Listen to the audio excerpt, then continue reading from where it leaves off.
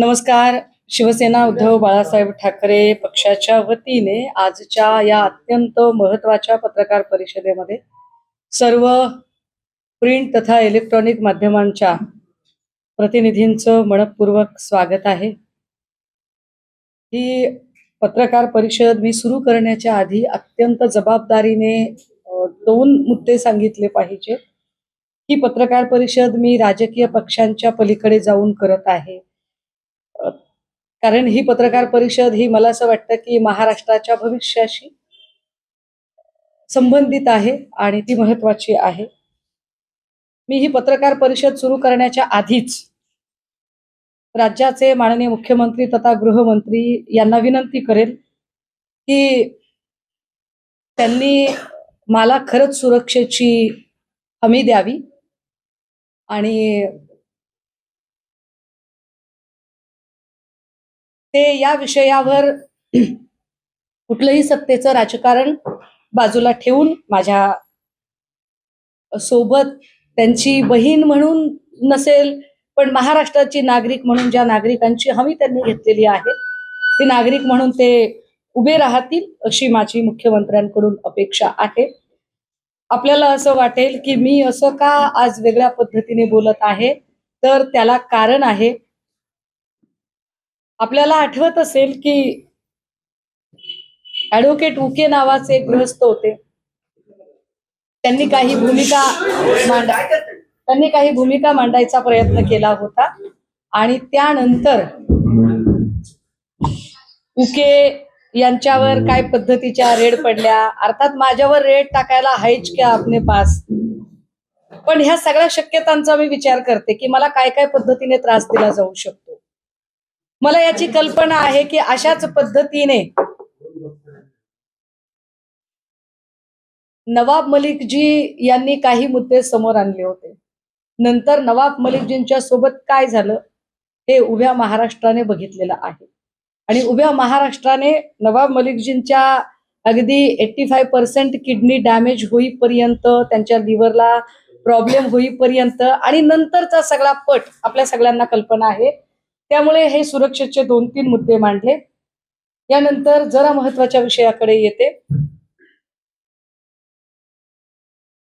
साधारणतः 13 तारखेला सकाळी म्हणजे भल्या पहाटे सावरीमध्ये एक मोठी ड्रगच्या संदर्भाने कारवाई झाली. ही कारवाई होताना मी आपल्याला सांगितलं पाहिजे की साधारण 3 कारवाया त्याच्या आधी सलगपणे झालेल्या आहेत. त्याच्यामध्ये 11 तारखेला जी कारवाई झाली होती ती एकाच वेळेला वर्धा आणि मुलुंड या ठिकाणी झाली होती. मुलुंडला जी कारवाई झाली त्यातनं जे काही धागेदोरे मिळाले त्या धागेदोरे घेऊन पुढे पुण्याला कारवाई झाली. पुण्यामध्ये राष्ट्रवादी काँग्रेस अजित पवारजी यांच्या पक्षाचा पदाधिकारी असणारा विशाल मोरे याला ताब्यात घेतलं गेलं. माझ्या माहितीप्रमाणे विशाल मोरेला अजून त्याचा जामीन झालेला नाही, तो आत आहे आणि विशाल मोरेची चौकशी सुरू झाली. विशाल मोरेकडून काही माहिती मिळाली आणि विशाल मोरेच्या माहितीच्या आधारे एक दुसरी कारवाई झाली. ती कारवाई होती सावरी मधली. सावरी हे गाव कुठं आहे तर सावरी हे गाव साधारणतः साताऱ्यापासून 40 किलोमीटर अंतरावरचं हे गाव आहे. सावरी गाव हे बामनोलीच्या जवळ असणारं गाव आहे. या गावाच्या संबंधाने मी जरा गावाचे लोकेशन आधी आपल्याला दाखवलं पाहिजे. अर्थात हे आपण टीव्हीला वगैरे बघितलेलं आहे लोकेशन. हा पूर्ण मावशीचा परिसर आहे सातारा जिल्ह्यातला. या परिसरामध्ये एक भाग आहे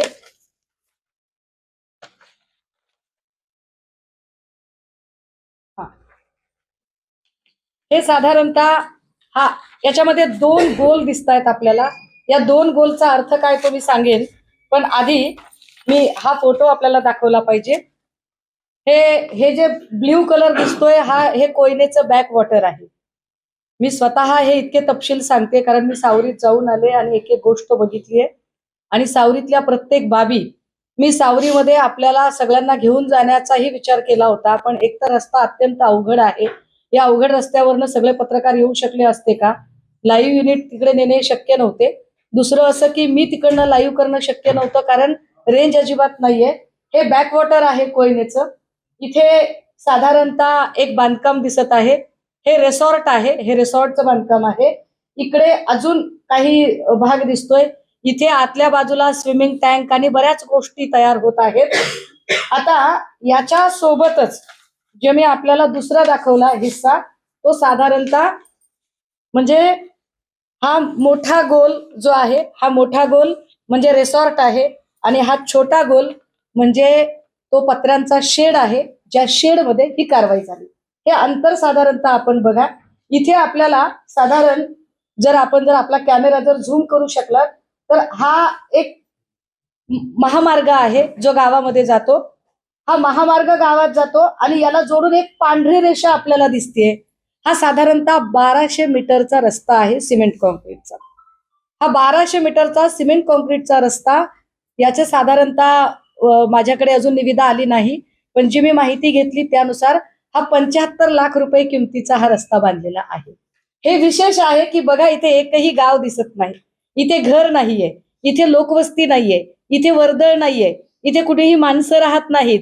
मग 75 लाख रुपये किमतीचा रस्ता इकडे का दिला? हे सिमेंट कॉन्क्रीटचा रस्ता का बांधला इथे? हे फार विशेष आहे की हा सिमेंट कॉन्क्रीटचा रस्ता का बांधला? जर इकडे एकही माणूस नाही, गाव नाही, घर नाही, वर्दळ नाही, तर या शेडला जोडणारा रस्ता का केला गेला? जर आपण पायी चालत गेलो तर 15-20 मिनिटं लागतात. जर आपण या ठिकाणी गाडीने चालत गेलो तर साधारणतः 5 मिनिटं लागतात. मी आता आपल्याला हा फोटो दाखवला पाहिजे. हे शेड आहे, हे रिसॉर्ट आहे. या रिसॉर्टमध्ये साधारणतः आता 7-8 रूम बांधून तयार आहेत आणि जो आतला भाग मगाशी दाखवला त्याच्यामध्ये खाली अजून वेगवेगळ्या अम्युनिटीज तयार होत आहेत. हे इकडे काम, त्याची गिट्टी आणि फरशा आहेत. हा पत्र्यांचा शेड आहे. ठीक आहे. इकडे एक डस्टर गाडी थांबलेली आहे जी कारवाईसाठी गेलेली होती. आता कारवाईसाठी गाडी गेली होती आणि ही साधी गाडी आहे. आता याच्या नंतर या सगळ्यांमध्ये ही जी कारवाई झाली, या कारवाईमध्ये 45 किलोचं ड्रग सापडलं. या 45 किलो मध्ये मी आपल्याला त्याची किंमत थोडी हायलाइट केली पाहिजे. मी काही लोकांना विचारत होते आणि मी काल अख्खा दिवस त्याची माहिती घेत होते. 52 ग्रॅम जर ड्रग्ज घ्यायचा असेल तर 52 ग्रॅम ड्रग्जला 10 लाख रुपये लागतात. 52 ग्रॅम ड्रग्जला जर 10 लाख रुपये लागतात तर 45 किलो ड्रग्जला किती? तर ते साधारणतः 115 कोटी रुपये होतात. 115 कोटी रुपयाचं ड्रग्ज या ठिकाणी सापडलं आणि ही बातमी फारशी काही हायलाइट होत नाही. हे विशेष. बरं, आता ही माहिती मी तुम्हाला देते, ही इंटर रिलेट कशी होते बरं? तर मी सांगितलं पाहिजे की हे रिसॉर्ट कुणाच्या मालकीचं आहे. हे रिसॉर्ट साधारण प्रकाश शिंदे या व्यक्तीच्या मालकीचं आहे. प्रकाश शिंदे कोण आहेत? प्रकाश शिंदेचा काय संबंध आहे आणि प्रकाश शिंदे इकडे का गेले होते? तर या शेडला, हे जे शेड आहे, या शेडला याचा मालक आहे गोविंद शिनकर. गोविंद शिनकरच्या शेडची चावी ही ओंकार डिगेने मागितली. ओंकार डिगेला सावरी गावामध्ये काळू नावाने ओळखतात. हे काळू नाव साधारणतः ओंकार डिगे. प्रकाश शिंदेचं हे रिसॉर्ट आहे. हा जो शेड आहे, हा शेड गोविंद शिनकरच्या मालकीचा आहे. गोविंद शिनकरच्या मालकीचं आहे हे मी कसं काय सांगू शकते? तर त्याची तुम्हाला मी सातबारा दिली पाहिजे. येस, पत्र्याच्या शेडमध्ये ड्रग सापडला आणि या शेडची सातबारा गोविंद शिनकरच्या नावची आहे. ही गोविंद शिनकरची सातबारा. या गोविंद शिनकर कडून चावी घेतली ओंकार डिगेने, असं गोविंद शिनकरने माहिती दिलेली आहे. ती माहिती आलेली आहे पुढे. आता याच्या नंतर जे रिसॉर्ट आहे, ते रिसॉर्ट हे प्रकाश शिंदे नावाच्या माणसाच्या मालकीचं आहे. त्याची ही सातबारा, हे प्रकाश शिंदे. आता प्रकाश शिंदेच्या नावची ही सातबारा, मी एक एक गोष्ट इंटर रिलेट करत सांगेल आपल्याला. बघा, ओंकार डिगे तिकडे होता. ओंकार डिगेला ताब्यात घेतलं आणि सोडलं असं प्रत्यक्षदर्शी सांगतात. त्याला ताब्यात घेऊन का सोडलं याची उत्तर अजून मिळत नाहीत. दुसरी महत्वाची गोष्ट की जर साताऱ्यामध्ये हे सगळं घडत होतं तर याच्यासाठी मुंबईचे पोलीस का गेले, साताऱ्याच्या पोलिसांना ही गोष्ट का कळली नाही. घाटकोपरचे क्राईम ब्रँचचे PI आत्मजी सावंत यांनी ही कारवाई केली. आत्मजी सावंत यांनीच मुलुंडला धाड टाकली होती. आत्मजी सावंत यांनीच विशाल मोरेला ताब्यात घेतलं होतं आणि आत्मजी सावंत हेच साताऱ्यामध्ये गेलेले होते. आता इथपर्यंतची ही गोष्ट झाली. हे सगळं इथे अजून एक माणूस होता जो फरार झाला. हे हॉटेल कुणी चालवायला घेतलं होतं, हे रिसॉर्ट कुणी चालवायला घेतलं होतं, तर रणजित शिंदे नावाच्या माणसाने चालवायला घेतलं होतं. रणजित शिंदे कोण आहे त्याच्या नेमणुकीचं पत्र जर आम्ही दाखवलं पाहिजे. हा रणजित शिंदे हा एकनाथ शिंदे साहेबांच्या गटाचा, कारण ओरिजिनल शिवसेना आम्हीच आहोत, हा एकनाथ शिंदे साहेबांच्या गटाचा हा युवा सेनेचा तालुका प्रमुख आहे. त्याचं हे नियुक्तीपत्र आहे. हा नुसता तालुका प्रमुख नाही, एकनाथ शिंदे साहेब ज्या मूळ गावचे आहेत त्या गावचा हा सरपंच आहे. दरेगावचा हा सरपंच आहे. मी खुलासे अजून करत जाईन. मी म्हणून म्हटलं की माननीय मुख्यमंत्र्यांनी मला सुरक्षा दिली पाहिजे.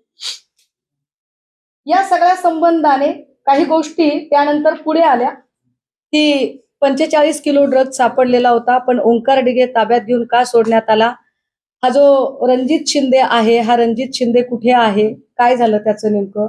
रणजित शिंदेच्या संबंधाने मी अजून एक माहिती आपल्याला दिली पाहिजे. ती माहिती अशी की तो दरेगावचा तर सरपंच आहेच आहे, पण रणजित शिंदेच आहे. पण रणजित शिंदे हा ते हॉटेल चालवत होता. हे हॉटेल त्याने का चालवावं, त्याचा काय संबंध आहे आणि प्रकाश शिंदे नेमके कोण आहेत. तर the most important thing, the suspense of the story, Prakash Shinde हे माननीय मुख्यमंत्री उपमुख्यमंत्री एकनाथ शिंदे साहेब यांचे सख्खे भाऊ आहे. प्रकाश संभाजी शिंदे हे एकनाथ संभाजी शिंदे यांचे सख्खे भाऊ आहे. एकनाथ संभाजी शिंदे यांचे दुसरे बंधू सुभाष संभाजी शिंदे. काही लोक म्हणतील की तुम्ही चुकीची माहिती सांगताय. मला असं वाटतंय की आपण ती विकिपीडियाला सर्च करावी, आपण ती क्रॉस टॅली करावी. ठाण्यामधून 2017ला प्रभाग क्रमांक 17 मधून यांनी नगरसेवक पदाची निवडणूक लढवलेली होती. ही त्यांची वडिलोपार्जित सातबारा आहे.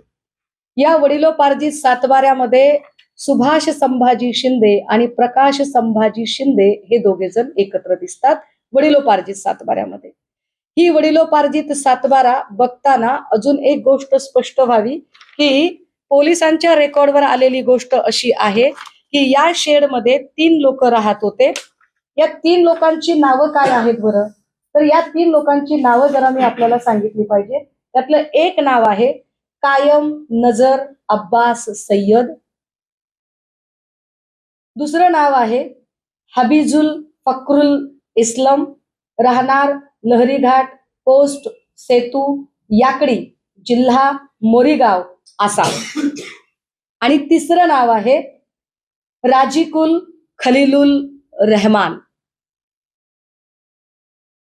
आता ही 3 माणसं या शेडमध्ये कशी आली, आसामहून इकडे कशी आली, कुणी आणलं असेल बरं त्यांना इकडे. ह्या सगळ्यांची उत्तरं शोधली पाहिजेत कुणीतरी. 45 किलो ड्रग्ज नुसतं तिथे सापडलं म्हणजे खूप सारे ड्रग्ज असेल. कुणी आणलं त्यांना. याच्यातले काही बांगलादेशी आहेत असं म्हटलं जातंय. बांगलादेशी आलेत, अहो एरवी शोधून शोधून काढतात. मग आता किरीट सोमय्या, राणा, राणे, कंगना रनौत, वेर आर दे, हे सगळे लोक कुठे आहेत. ते का प्रश्न उपस्थित करत नाहीयेत की ही 3 लोक इथे का आली. बरं ही 3 लोक कसलं काम करत होती, ही लोक कसं, याचा एकाचा पत्ता आसामचा आहे.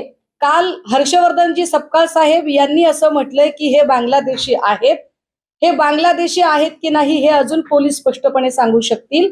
पण अतिशय महत्वाची आणि स्फोटक गोष्ट ही आहे की या संबंधाने तुषार दोषींनी काही बातमी लपवलेली आहे, काही माहिती लपवलेली आहे. माहिती काय लपवली आहे तुषार दोषींनी? तुषार दोषींनी ही माहिती लपवली की प्रकाश शिंदे नेमका कोण आहे. तर प्रकाश शिंदेचा संबंध काय? तर पोलिसांनी जी माहिती दिली होती आणि पोलिसांनी जे म्हटलं होतं आणि ज्याच्यानुसार अनेक ठिकाणी बातम्या आलेल्या आहेत, हे मी सांगितलं पाहिजे आवर्जून. कारण मी ड्रगच्या रॅकेटवर गेली 3 वर्ष काम करते आणि 3 वर्ष काम करताना शंभरात देसाईंनी माझ्यावर अब्रू नुकसानीची केस 20 टाकायची भाषा केली. मी घाबरत नाही तुमच्या केसेसना, कारण प्रश्न इथल्या युवा पिढीच्या भविष्याचा आहे. या शेडमध्ये नेमकं असं काय काम चालत होतं? हे मध्ये एक दोन महिने गायब होते, पण हे 1.5-2 वर्षांपासून होते असं स्थानिक सांगतात. हे लोक बाहेर येत नव्हते. हे बांगलादेशी का असावेत असं का वाटतं, यावर जेव्हा मी काल स्थानिकांशी बोलत होते तेव्हा स्थानिक सांगत होते की यांच्या चेहऱ्याची ठेवण भारतीय लोकांसारखी नाही. या लोकांच्या चेहऱ्याची ठेवण वेगळी दिसते, त्यामुळे हे वेगळ्या लोक असतील. मग हे काम काय करत होते? हे तिकडे खोदकाम करत होते का? हे तिकडे बांधकाम करत होते का? हे तिकडे काही खाणीचं वगैरे काम करत होते का? मग ते काम दिसलं का नाही? आता पोलीस रेकॉर्ड आणि बातम्या आणि काल हर्षवर्धनजी बोलले त्याच्यानुसार या 3 लोकांना जेवण कुठून जात होतं? तर या 3 लोकांना जेवण या हॉटेलमधून जात होतं. जे हॉटेल प्रकाश शिंदे यांचं, जे हॉटेल रणजित शिंदेने चालवायला घेतलं, जे हॉटेल रणजित शिंदे हा दरेगावचा सरपंच आणि युवा सेनेचा तालुका प्रमुख. आता प्रश्न असा निर्माण होते की असं पंचतारांकित रिसॉर्ट तयार होत आहे आणि अशा रिसॉर्ट मधलं जेवण 3 कामगारांना परवडलं कसं काय?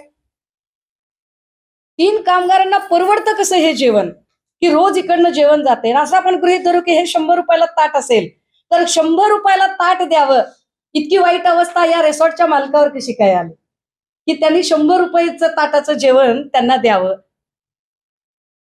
माहिती माझी नाही, ही माहिती पोलिसांच्या तपासातली माहिती आहे. हार याच्यापेक्षा अजून काय स्फोटक असू शकतं? तर याच्यापेक्षा स्फोटक ही गोष्ट आहे की कुठलीही FIR ही पब्लिकली असली पाहिजे. FIR हे पब्लिक डॉक्युमेंट आहे. ऑनरेबल कोर्टाने या संबंधाने एक निर्वाळा दिलेला आहे. त्या निर्वाळ्यात असं म्हटलेलं आहे की it has been held in the about judgement by the honourable जज of Bombay High Court that FIR when recorded is a public document. Moreover, when the copy of the FIR is forwarded to the court and the same is registered by court, is also becomes a public document, and hence the police officer are bound to furnish certified copy of the FIR U/S 76 of the Indian Evidence Act. However, it is copy thereof. Therefore, direction has been given to all police officers in Mumbai city to furnish of the FIR to the accused on application. की FIR हे public document आहे आणि police are only the custodial of that FIR. They are not the owner of FIR. Police हे मालक नसतात, त्यांच्या कस्टडीमध्ये FIR असते आणि अशी FIR ही कुणालाही मिळायला हवी. किंबहुना आता ऑनलाईन पद्धतीने प्रत्येक FIR ही ऑनलाईन टाकणं भाग आहे. मात्र मी आपल्याला आवर्जून सांगितलं पाहिजे की या सगळ्यांच्या संबंधाने ही जी प्रेस नोट पोलिसांनी काढली, हे फार विशेष आहे बघा. पोलिसांनी पहाटे कारवाई केली, पोलिसांनी प्रेस नोट काढली. पोलिसांच्या प्रेस नोट मध्ये 45 किलोच्या ड्रगचा विषय आला, पण पोलिसांच्या या प्रेस नोट मध्ये जी 3 नावं मी वाचली, 3 नावं याच्यात नाहीयेत. ती 3 नावच याच्यात नाहीयेत. मी FIR शोधण्यासाठी जंगजंग पछाडलं. मी 2 दिवसांपासून, मला उशीर का लागतोय, 13 तारखेपासून आज 17 तारीख, मी 4 दिवस झाला हैराण आहे आणि मी काहीही प्रयत्न केले. अगदी मी ही 3 नावं ही बांगलादेशी आहेत की नाही ते त्यांनी सांगावं, आम्हाला काही माहित नाही. स्थानिक म्हणतात की ते आपल्या देशातले नाहीत. स्थानिक म्हणतात की त्यांचे चेहरे हे भारतीय लोकांसारखे त्यांच्या चेहऱ्याची ठेवण नाही. त्यांची नावं तिथे जे लोक जमली होती धाड टाकताना त्यांच्या समोर, पंचांच्या समोर जी नावं आली होती ती 3 नावं होती. I repeat once again. कायम नजर अब्बास सय्यद, हबीजुल फक्रुल इस्लाम, राहणार लहरीघाट, पोस्ट सेतू, याकडी, जिल्हा मोरीगाव, आसाम, आणि तिसरं नाव राजिकुल खलीलुल रहमान. ही 3 नावं आहेत. मी काय म्हणते, मला जात आणि धर्मात पडायचं नाहीये. मला आता याच्यात पडायचंय की तुम्ही बांगलादेशी शोधून शोधून काढता ना. तुम्हाला बांगलादेशी कलानगर आणि बांद्र्यामध्ये फार हौसेने शोधायला जायची हौस आहे ना. ह्याचं काय करायचंय ते सांगा. आणि ही FIR का रेकॉर्डवर आली नाही? ही FIR, दादा एकच मिनिटं तुम्ही प्रश्न विचारा सगळे, मी तुम्हाला उत्तर देते. मला फक्त एवढं फिनिश करू द्या, एकदा लिंक करू द्या सगळी स्टोरी. ही FIR ऑनलाईन का दिसत नाही? आपल्याकडे ऑनलाईन फक्त 2 प्रकारचे FIR दिसत नाहीत. लहान बाळांशी संबंधित गुन्हे आणि महिलेचा विनयभंग किंवा बलात्काराची केस असेल तर FIR दिसत नाही. बाकी कुठलीही FIR अशा पद्धतीने लपवता येत नाही. पण ही पहिली वेळ नाही. ही पहिली वेळ नाही. अमृता फडणवीस यांनी अनिक्षा जयसिंघानीच्या विरोधात केलेली FIR ती सुद्धा ऑनलाईन उपलब्ध नाही. म्हणजे सरकारशी संबंधित जेव्हा FIR असतात तेव्हा त्या FIR मिळत नाहीत. हे फार विशेष आहे की अमृता फडणवीसांनी अनिक्षा जयसिंघानीच्या संबंधाने केलेली FIR, ज्या FIR ला सभागृहात ऑन फ्लोर अजितदादांनी प्रश्न विचारला आणि ऑनरेबल चीफ मिनिस्टर यांनी उत्तर दिलं, तीही FIR नव्हती. आता यामध्ये जे हॉटेल आहे, आता असं म्हणतील की हे हॉटेलच नाहीये बाबा, आहे की नाही? हे हॉटेल नाहीये, हे तर प्रायव्हेट रिसॉर्ट आहे. प्रायव्हेट रिसॉर्ट असेल तर माझा प्रश्न की प्रायव्हेट रिसॉर्ट वरून या लोकांना जेवण कसं गेलं? आणि जर हॉटेल आहे तर हॉटेलशी संबंधित पुन्हा मला अजून काही प्रश्न विचारायचे आहेत. हॉटेलशी संबंधित आता हे हॉटेलच आहे, हे कमर्शियल हॉटेल आहे, हे मी आपल्याला सांगू शकते. ते असं की या हॉटेलचं नाव हे हॉटेल तेज यश असं आहे. तेज यश कोण आहेत बरं? तर तेज आणि यश ही प्रकाश शिंदे यांची 2 मुलं आहेत. दादा हे साधारणतः कमर्शियल हॉटेल 4.8 रेटेड आहे. मी आपल्याला गुगलवर दाखवते, डायरेक्ट ऑनलाईन दाखवते. हे 4.8 रेटेड आहे हॉटेल. हे बामनोलीच्या तिथलं हॉटेल आहे. विशेष याला जर तुम्ही इकडे व्हॉट्सअप मध्ये जर गेलात तर याला तुम्ही वेबसाईट तर चेक करू शकता, पण तुम्ही याला व्हॉट्सअपवर जाऊन तुम्ही याच्यात बुकिंगही करू शकता. हे कमर्शियल हॉटेल आहे. हे बघा, हे ह्याचं कार्ड आलं याच्यामध्ये. ठीक आहे. आता तुम्ही म्हणाल की कमर्शियल हॉटेल आहे तर इतकं काय त्याच्यामध्ये? हॉटेल आहे कळलं ना, का सांगताय तुम्ही आम्हाला? मी ते यासाठी सांगितलं पाहिजे की ही साधारण MSRDC विशेष प्राधिकरणची कॉपी आहे माझ्या हातात. या विशेष प्राधिकरण कॉपीने काही आक्षेप घेतलेले आहेत की तिथे त्यांच्या परमिशन शिवाय कुठलीही कमर्शियल प्रॉपर्टी तयार करता येत नाही. आणि हा आक्षेप हॉटेल तेज यशवर घेतलेला आहे. हॉटेल तेज यशवर हा आक्षेप का घेतला त्याचं अजून एक कारण मी आपल्याला सांगितलं पाहिजे. तुम्ही अजून एक आपल्याला कारण सांगितलं पाहिजे की यामध्ये विशेष कोयना धरणाच्या परिक्षेत्रामध्ये किमान 75 मीटर अंतरापर्यंत तिथे कुठलेही बांधकाम करता येत नाही. असं असताना सुद्धा फक्त 5 मीटर अंतरावर हे बांधकाम केलं गेलं. नाही, कॉपी आहे, रूल आहे त्याच्यामध्ये.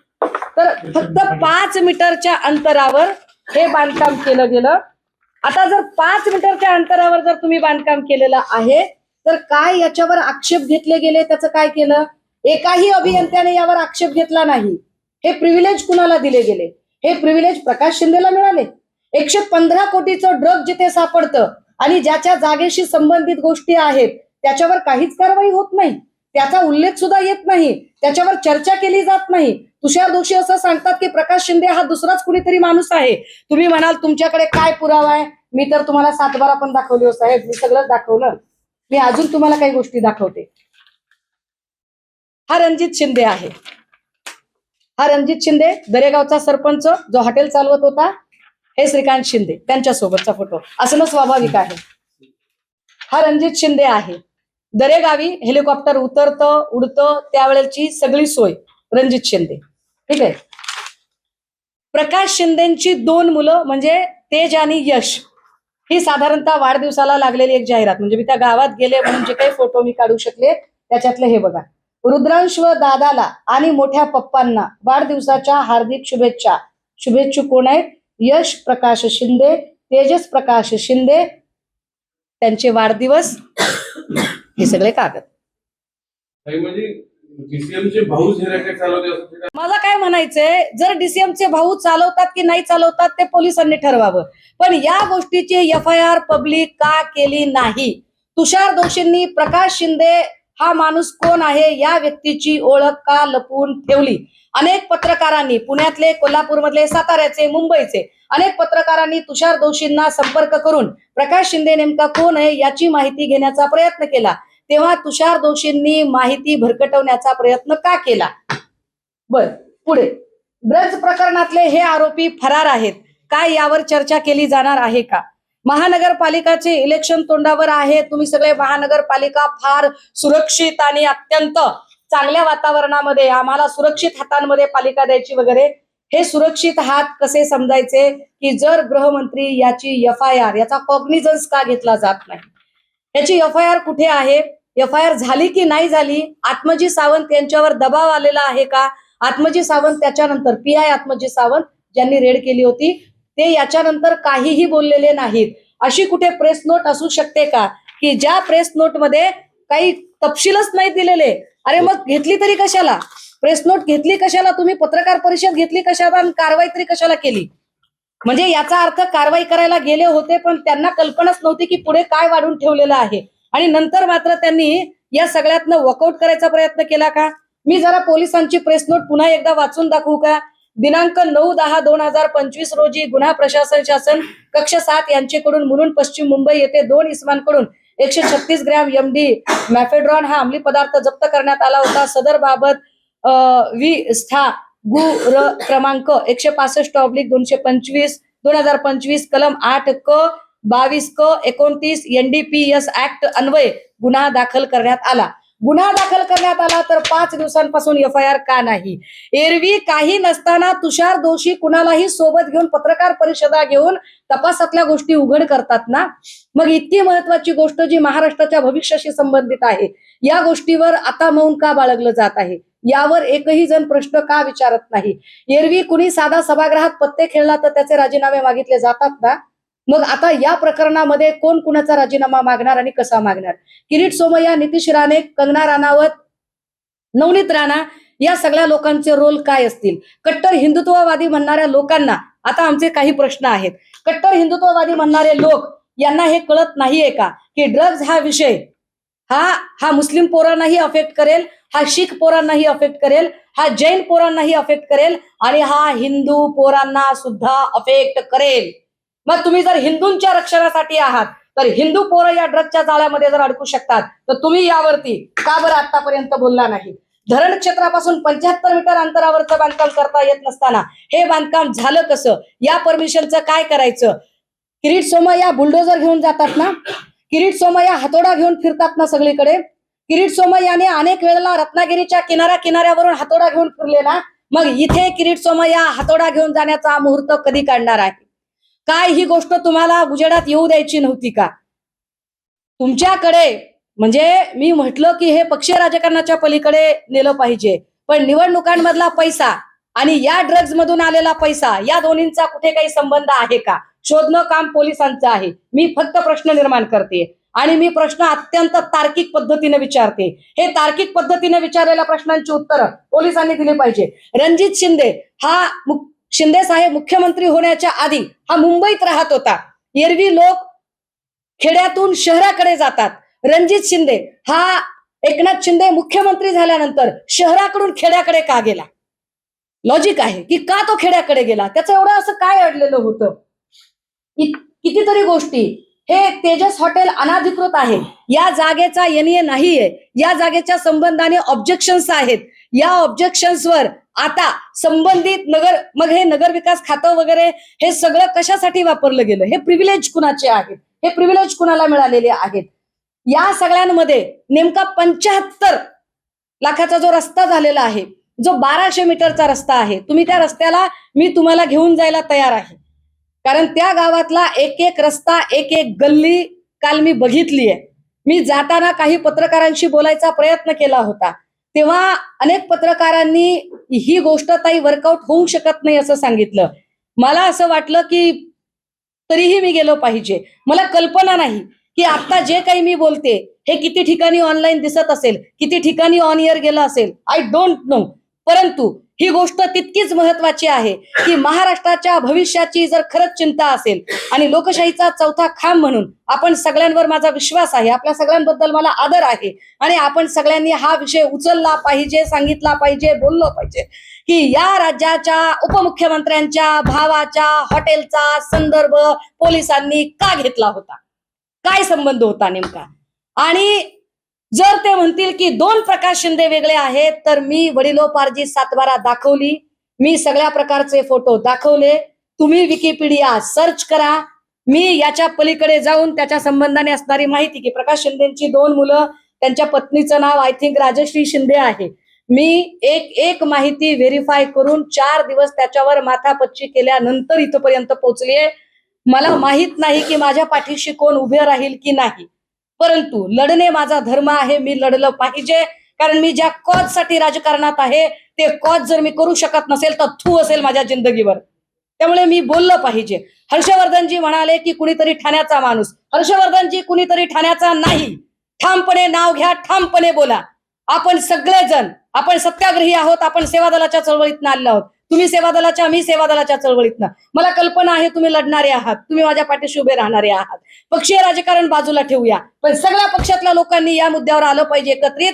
एकाच वेळेला 3 कोटीची कॅश सापडली त्या ठिकाणी असं काही बघणारे लोक सांगतात, खरं खोटं आम्हाला माहित नाही, खरं खोटं आम्हाला माहित नाही, पण 3 कोटीची कॅश सापडली असं सांगतात, एवढा मोठा ड्रग साठा सापडला असं सांगतात. हे सगळं कसं झालं, काय झालं इतक्या आडवळणावर. म्हणजे जो रस्ता मी दाखवते किंवा जे मी घाट रस्ता दाखवते की अरे ते किती इतक्या आडवळणावर तिकडे कसं काय कोणाचं लक्षच गेलं नाही. पण ती हद्द नेमकी एकनाथ शिंदेचीच कशी काय येते. अजूनही रणजित शिंदे फरार कसा होऊ शकतो आणि ओंकार डिगेला ताब्यात घेऊन का सोडून दिलं. MH46 BO 2828 ही गाडी कुणाची आहे, गाडी तुम्ही शोधा. MH11 व्हाईट कलरची इर्टिगा गाडी ओंकार डिगेला घ्यायला आली होती असं प्रत्यक्षदर्शी सांगतात. गावातले भीती वाटते त्यांना, त्यांच्या जीवाची भीती वाटते. स्थानिकचे पत्रकार सांगतात, कितीतरी लोक, पण ते म्हणतात ताई आमचं नाव नको यायला, आम्हाला भीती वाटते ताई.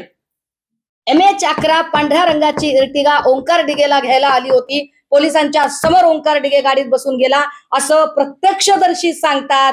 यावर पोलिसांचं काय म्हणणं आहे, कुणी सोडलं, काय केलं, यावर कधी बोलायचं आहे. गुडी सगळं. ओंकार डिगे याच्यावर याच्या आधी पोक्सोचा गुन्हा दाखल होता राहिला असं प्रत्यक्षदर्शी सांगतात. ओंकार डिगे हा थोडासा गुन्हेगारी स्वरूपाचा आहे, विकृत थोडासा आहे. मला वाटते आज पुढारीने यावर एक बातमी केलेली आहे, सकाळने बातमी केली, विशेष सकाळची एक बातमी अजून महत्वाची. म्हणजे ह्या सगळ्या पेपर, मी या सगळ्या लोकांची आभारी आहे. मला याच्यात काही कुणाचं ऍडव्हर्टायझिंग करणं, मार्केटिंग करणं हे काही माझ्या डोक्यातच नाहीये, परंतु याचे संबंध आंतरराष्ट्रीय तस्करीशी आहेत. काहीतरी मी आता नाव विसरले, ते सलाम सलीम लोढा असं काहीतरी नाव आलं ते. तर ह्या आंतरराष्ट्रीय तस्कराशी संबंध या घटनेचा आहे असं सांगितलं जातंय. हा ओंकार डिगे जो फरार आहे, सावरीतील जागा नाही. तर हे काय आहे गौड बंगाल, आणि यावर इतकी गोपनीयता का पाळली जाते. अनिक्षा जयसिंघानीचं प्रकरण अशाच पद्धतीने दडपलं गेलं. आणि होय, मी पुन्हा अनिक्षा जयसिंघानी प्रकरण काढेल, मी पुन्हा गोविंद शिनकरवर बोलेल, मी पुन्हा ओंकार डिगे, रणजित शिंदे, प्रकाश शिंदे यांच्यावर बोलेल. यानंतर या क्षणानंतर मला काटा जरी मोडला तरी संपूर्ण पत्रकार परिषदेत सगळ्या पत्रकारांच्या समोर हे मी सांगितलं पाहिजे की त्याची जबाबदारी आज पत्रकार परिषदेत मी जेवढी नावं उच्चारलेली आहेत त्या प्रत्येकाची ती जबाबदारी असेल.